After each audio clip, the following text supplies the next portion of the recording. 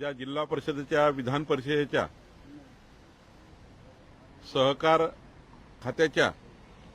ज्या ज्या निवडणुका महाराष्ट्रामध्ये आहेत या सर्व निवडणुका महायुतीमध्येच लढण्याचे निर्देश आणि एकमत आजच्या बैठकीत झालं। जरी लोकल निवडणुका असतील, कारण नगरपंचायत लोकल निवडणुका आहे, ग्रामपंचायती लोकल निवडणुका आहेत, त्यासुद्धा महायुतीनेच त्या ठिकाणी लढण्याचा निर्णय या ठिकाणी घेण्यात आला। सोबत या ठिकाणी या राज्यातील जे जे काही आता महामंडळ आहेत,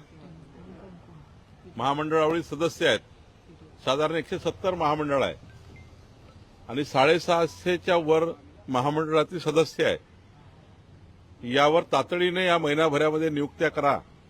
याकरता जे काही आम्ही फॉर्म्युला ठरवलेला आहे त्या फॉर्म्युलाप्रमाणे या ठिकाणी त्याचं संपूर्ण असेसमेंट करून तातडीनं यासुद्धा महामंडळाच्या नियुक्त्या करण्याबद्दलचं एकमत झालेलं आहे। सोबतच विशेष कार्यकारी अधिकारी असतील, जिल्हास्तरीय समित्या असतील, जिल्हास्तरीय समित्या, तालुकास्तरीय समित्या, जे काही विविध विकास कामे आहेत त्या विकास कामामधील जे काही निधी आहेत त्या निधीबद्दलचा समन्वय, या सर्व चर्चा या ठिकाणी झाल्या आणि या सर्व चर्चेमध्ये महायुतीमध्ये अत्यंत समन्वयाने माननीय मुख्यमंत्री महोदयांनी, एकनाथ शिंदेजी आणि सुनेत्रा पवारजींनी या राज्यातल्या तीनही पक्ष, महायुतीमधले 12 पक्ष आणि आमचे सरकार यामधला समन्वय अधिक मजबूत व्हावा, सर्वच प्रकारचे सरकारच्या योजना या सर्व पक्षाच्या, आमच्या तीनही पक्षाच्या कार्यकर्त्यांनी, पदाधिकाऱ्यांनी समाजापर्यंत पोहोचवाव्या आणि यामध्ये पुन्हा एकदा महायुतीने प्रचंड मजबूतीने या महाराष्ट्रामध्ये आमच्या सर्व नेत्यांनी, सर्व आमदारांनी, सर्व पालकमंत्र्यांनी जो जो काही आज निर्देश दिलेले आहेत सर्व पालकमंत्र्यांचे पाळायचे, आमदारांनी पाळायचे। जो महायुतीचा फॉर्म्युला आहे ते प्रत्येकाने पाळायचा। कोणी यानंतर आमच्या कुठलाही विसंगत विषय करणार नाहीत। मीडियामध्ये सुद्धा त्या ठिकाणी कुणी या ठिकाणी एकामेकाला क्रिटिसाइज करणार नाही, कारण शेवटी महायुतीमध्ये काम करताना महायुतीचीच भूमिका त्या ठिकाणी आली पाहिजे। कारण शेवटी मीडियामध्ये कारण नसताना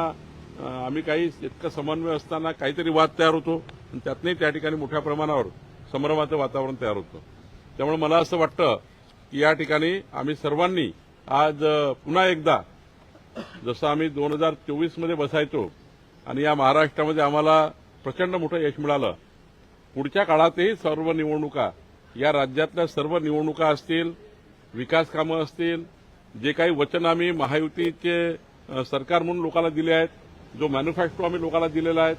जो जाहीरनामा आम्ही दिलेला आहे, संकल्पनामा दिला आहे, ह्या संपूर्ण संकल्पनामा, जाहीरनामा पूर्ण करण्याचा आणि पुढच्या काळामध्ये या महाराष्ट्रामध्ये महायुतीही